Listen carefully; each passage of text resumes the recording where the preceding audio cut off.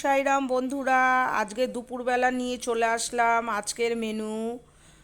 তো আজকের মেনুর মধ্যে কি কি থাকছে দেখো। সাদা ভাত, সঙ্গে শসা, তারপরে দিয়ে দেবো লেবু কাঁচা লঙ্কা, তারপরে দিয়ে দেবো হচ্ছে তোমার উচ্ছে আলু এবং পেঁপে সেদ্ধ।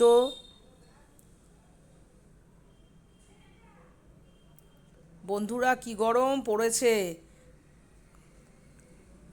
মেঘলা করছে অথচ বৃষ্টি নেই। এরপর দিয়ে দেবো হচ্ছে পটল আর চিচিঙ্গা চোকলা পেঁয়াজ দিয়ে কাঁচা লঙ্কা দিয়ে কালো জিরে দিয়ে ফোড়ন দিয়ে ভাজা। যাই হোক, আর ওখানে দেবো চিচিঙ্গা ভাজা। আর তারপরে হচ্ছে তোমার এখানে হচ্ছে গাটি কচু আলু দিয়ে টমেটো দিয়ে একটা মাখা মাখা তরকারি। ওদিকে হচ্ছে বাটা মাছের পাতলা ঝোল, আর এদিকে হচ্ছে মাটন। আর চাটনি না হলে তো একদমই চলে না। আর সবশেষে যেটা না দিলে একদমই না, সেটা হচ্ছে টক দই। তো আজকে দুপুরের মেনু কেমন লাগলো আমাকে জানিও। আচ্ছা, এই থালিটা সাজানোটা কি ঠিক হয়েছে?